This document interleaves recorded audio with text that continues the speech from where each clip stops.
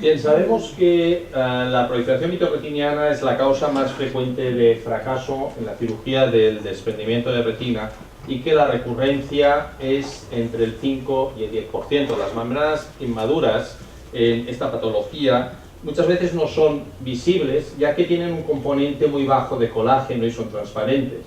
Estas membranas son las que realmente van a crecer más en el postoperatorio y van a ser la causa de la recidiva del desprendimiento. Por lo tanto, la extracción incompleta de estas membranas va a ser la principal causa del redesprendimiento en estos pacientes.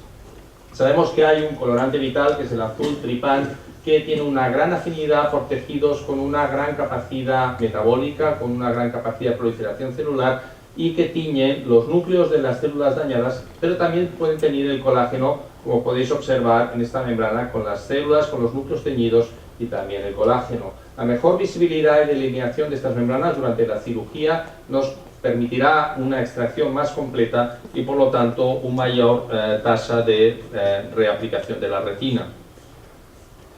Sabemos que el azul tripán es bastante seguro si se utiliza en concentraciones bajas, entre 0.06 y 0.2, y se han realizado estudios histológicos e inmunohistológicos observando que la morfología de las membranas es similar a las extraídas sin el colorante, y también se ha observado que no hay una alteración clínica ni ultraestructural, no hay una toxicidad en relación con este colorante, pero sí que es tóxico en el espacio subretiniano. Hay algunos cirujanos que lo utilizan para identificar los desgarros metiéndolo en el espacio subretiniano. Realmente es un colorante tóxico en el espacio subretiniano.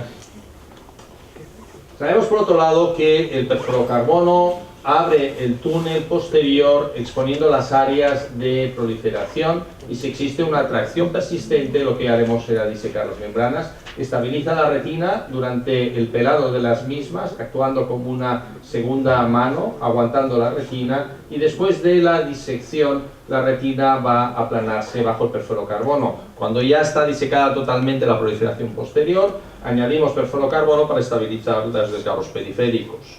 Por lo tanto, la combinación de azul tripán y perfluorocarbono nos permite una mejor identificación de las membranas con una mejor estabilización. Esto nos dará una extracción más completa, con menor riesgo de lesión retiniana durante la disección, menor riesgo de recurrencia de las membranas. Pero hay una pregunta importante, porque hay algunas publicaciones que dicen que las membranas más antiguas son las que tiñen más. Realmente no era nuestra experiencia y quisimos hacer un estudio para ver realmente cuáles eran los factores que condicionaban una mejor tinción de las membranas. Realizamos un estudio con 65 pacientes, 39 casos de desprendimiento de retina con proliferación vitroretiniana, 12 casos de desprendimiento de retina regmatógeno primario, 27 casos secundarios, 2 a 5 cirugías previas. Todos los casos eran mácula off, la agudeza visual era baja entre percepción luminosa y contar dedos, y el tiempo desde el desprendimiento de retina oscilaba mucho entre 3 y 23 semanas. Hicimos un estudio comparativo con 26 casos de membranas epirretinianas idiopáticas o secundarias a la cirugía del desprendimiento de retina, y fijaros que el tiempo de evolución era mayor, entre 4 y 36 semanas, y un 94% de los casos tenía más de 4 meses. La técnica quirúrgica consistía en colocación de una banda escleral, si no estaba presente, vitrectomía 23, que es colocación del colorante en una concentración de 0.2 con glucosa al 5% para conseguir que se fuera hacia abajo, perfluorocarbono para estabilizar la retina posterior, disección de la proliferación y extracción o disección de la base del vítreo con indentación, drenaje anterior del fluido subretiniano, taponamiento con C3F8 o aceite de silicona. Este es uno de los pacientes. Este paciente tenía aceite de silicona en la cavidad vítrea, proliferación importante en la parte inferior y posterior. ¿Se puede apagar esta luz mía o la necesitáis para la grabación? Y este es el aspecto intraoperatorio. Estamos introduciendo el colorante. Hay muchas membranas que antes no las veíamos y que ahora están perfectamente teñidas, y vamos a irlas disecando desde esta zona posterior hasta la zona periférica. Fijaros que la retina está totalmente aplicada, estaba desprendida, pero el perfluorocarbono nos la estabiliza y nos permite realizar esta disección. Y fijaros que vamos a quitar la proliferación vitroretiniana, pero también la membrana limitante interna que estaba quedando aquí detrás. Vamos a realizar una disección en bloque de las dos capas para conseguir que no haya una recidiva de proliferación vitroretiniana. Hay algunas membranas como esta que eran claramente visibles antes de la tinción y que por lo tanto las hubiéramos podido quitar exactamente igual, pero hay otras membranas que no son tan claramente visibles como estas de aquí, que eran totalmente transparentes y que después de teñirlas realmente las vemos muy bien y podemos conseguir extraerlas en su totalidad. Vamos extrayendo toda la proliferación que nos va marcando esta coloración azul que nos indica dónde está la proliferación. Inyectamos un poco más de perfluorocarbono para estabilizar la retina. Vamos a practicar fotocoagulación con láser en la parte periférica. Realizamos un recambio por aire y este es el aspecto de la membrana. Vemos algunas zonas con gotas de aceite de silicona, un componente celular, bastante célula redonda, tipo epitelio pigmentado, algunas células más periféricas de un aspecto fibroblástico. Este es el aspecto postoperatorio después de quitar el aceite de silicona con una visión de 20-60. Es un caso interesante también con aceite de silicona que había tenido una proliferación muy importante en toda la zona inferior.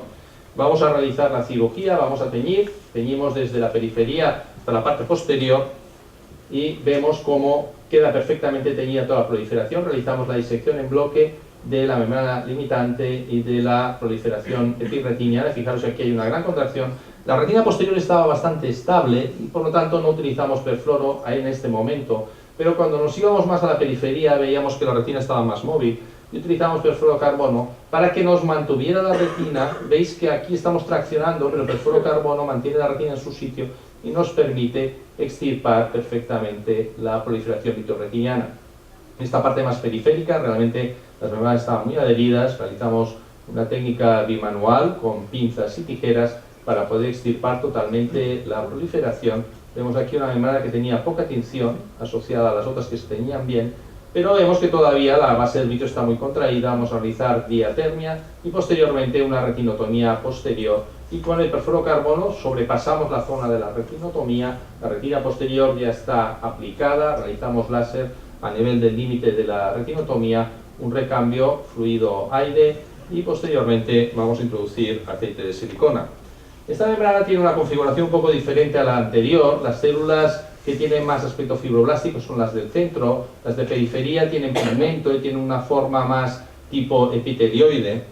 Este es el aspecto al cabo de una semana. Vemos la fotocoagulación con láser, la zona de disección que estaba perfectamente, pero fijaros qué ocurre cuando ya queremos quitar el aceite, pues que se ha producido una proliferación en la parte superior que es poco frecuente con aceite de silicona, y si nosotros analizamos la zona que teñimos y que disecamos era toda esta zona de aquí, está totalmente libre de proliferación. En cambio la proliferación la tenemos en la zona que no teñimos y que no disecamos. Esa zona se disecó al quitar el aceite de silicona. Es un paciente interesante, un paciente que tenía una necrosis retiniana periférica. Se hizo una disectomía, una vitrectomía diagnóstica, se hizo una fotocoagulación profiláctica posterior a la zona de retinitis necrotizante activa y se inyectó aceite de silicona.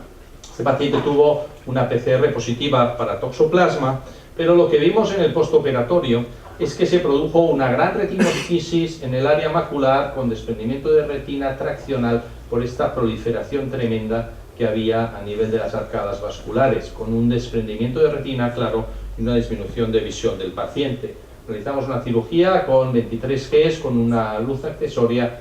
Aspiramos el aceite de silicona con 2 jeringas de aspiración colocadas en las 2 esclerotomías superiores con una luz accesoria, y después de aspirar el aceite de silicona de 5.100 toques, eliminamos las pequeñas gotitas de aceite que estaban en la cámara anterior, introducimos el colorante en el polo posterior para teñir perfectamente todo este tejido proliferativo que vemos que es mucho más amplio del que se había visto inicialmente, y vamos a disecar todo este tejido. En este caso, el tejido proliferativo no es fibrocelular puro, sino que tiene un componente vascular, y lo veremos por el pequeño sangrado petequial que se produce en la disección de este material. Realmente estaba muy adherida a la membrana, tuvimos que realizar también una cirugía bimanual con pinzas y tijeras, porque si no, con la tracción hubiéramos producido roturas a nivel de la retina, y producir una rotura a nivel de la arcada vascular no es nada bueno.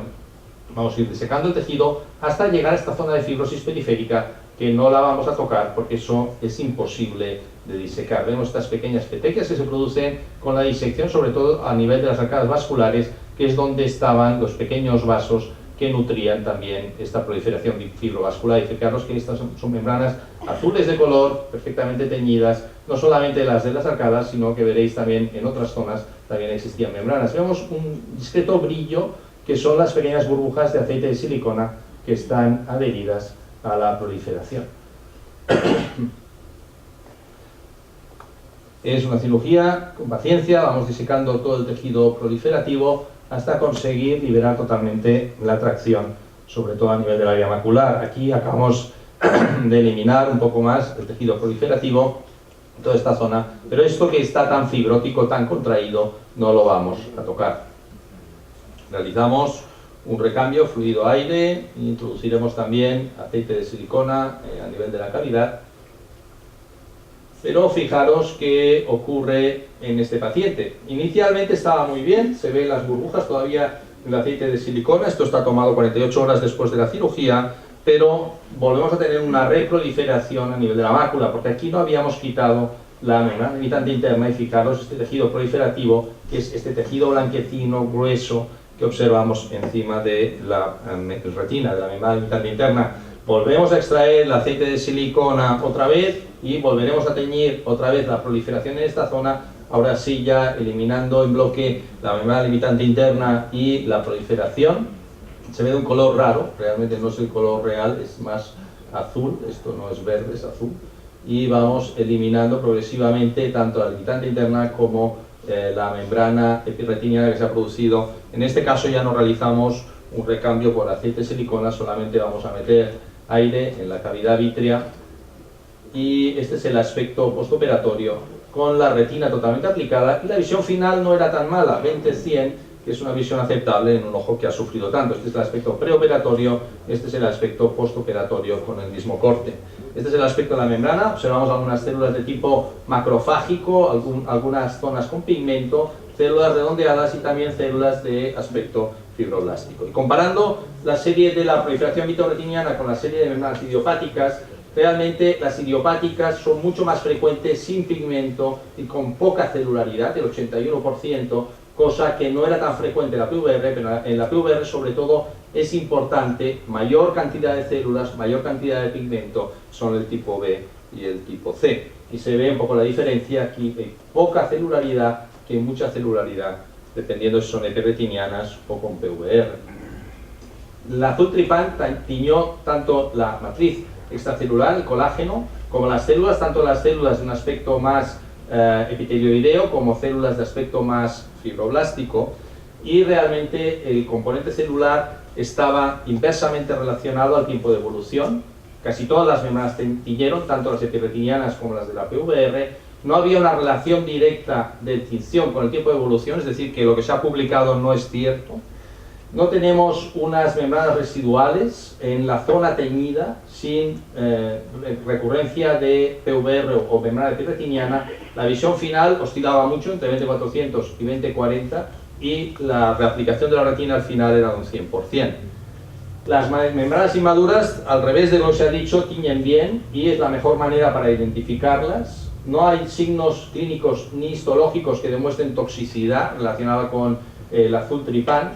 Creemos que la combinación con el perfluorocarbono es muy buena para estabilizar la retina, tenemos buenos resultados anatómicos y visuales, y probablemente acortamos el tiempo porque sabemos mejor dónde tenemos que disecar.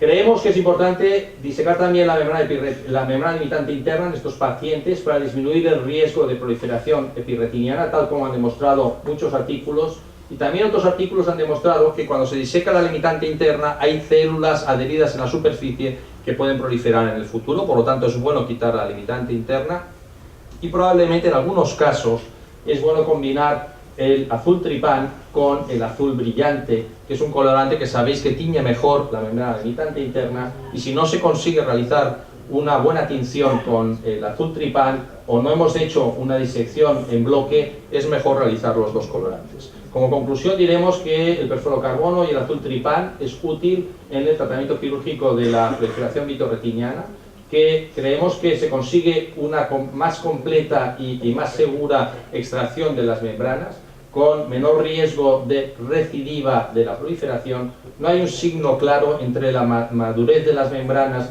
y la tinción de las mismas. En casos de proliferación vitorretiniana creemos que es importante siempre quitar la membrana limitante macular y creemos que se puede realizar esta cirugía con 23 Gs. Muchas gracias por vuestra atención.